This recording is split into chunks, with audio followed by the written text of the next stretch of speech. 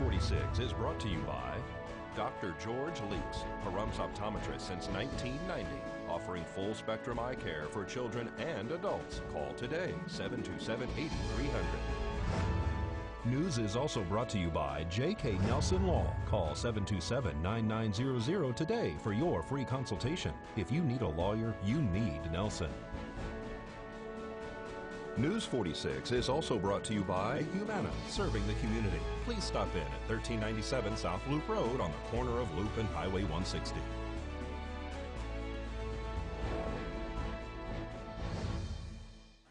Tonight on News 46, 3 teens are burned while playing with fire, and Nevada Highway Patrol is investigating a major accident.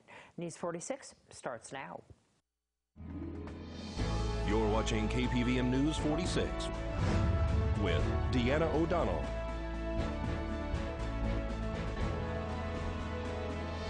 News 46, local coverage you can count on. One teenager is severely burned by fire. It's Monday, December 4th. I'm Deanna O'Donnell. 3 teenagers were burned and at least 1 is in critical condition following a fire-related accident that occurred over the weekend near David and Lefner Streets. Witnesses described seeing kids running while on fire. We caught up with Fire Chief Scott Lewis. At the midnight hour, we were dispatched for an unknown type fire in the area of David and Lefner. Our Engine 5 responded, which is the closest engine resource out of Station 5 in the north end of the valley. As they arrived on the area, there was nothing showing. However, they were waved down by some reporting parties who resided in that area and were told that a fire occurred, an exterior fire, on a private property, and it may have injured several kids who were then transported POV to the local hospital prior to our arrival. All right, and then these kids, do you know how the fire started? What's going on with that? As part of that, we received a report from Desaview, and the Engine 5 crew reported up the chain of command that there were injuries in this accident, which brought myself and the on-duty captain out to the scene, as well as Desaview Hospital. Our investigation revealed that apparently some kids, ages between 12 and 13, were playing with fire. At some point in time, there was an introduction of a flammable liquid, that being gasoline. There was what was described as an explosion, which then set 2 of the 3 kids afire. They were extinguished through makeshift aids, and they were transported from the scene location to Desaview in a private vehicle. And then subsequently airlifted? Yes, 2 of the 3 were subsequently flown from Desaview to the burn center. Were there life-threatening injuries, do you know? 1 is at least considered life-threatening.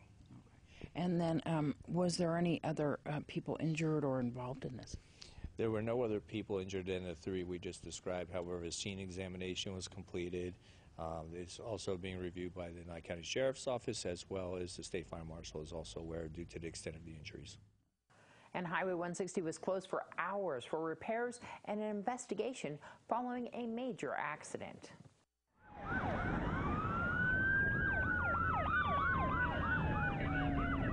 Late yesterday afternoon, we were dispatched for a report of a motor vehicle accident involving a utility pole.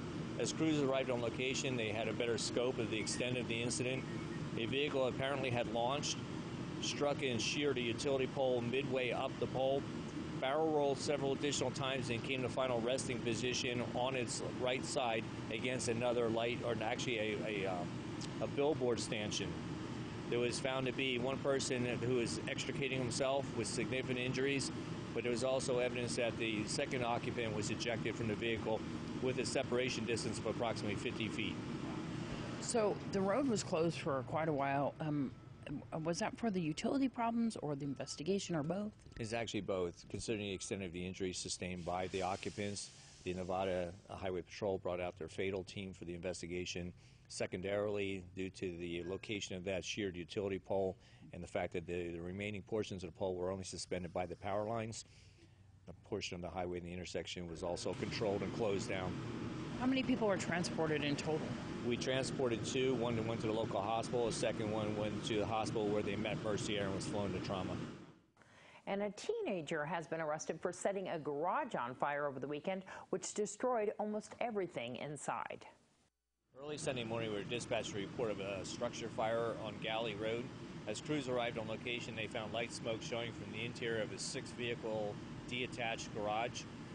There was evidence that there was physical evidence showing that someone may have broken into the building, stole some of the property, and then attempted to burn the building to the ground. The crews extinguished what remaining fire there was within the building. They immediately backed out, treated it as a crime scene.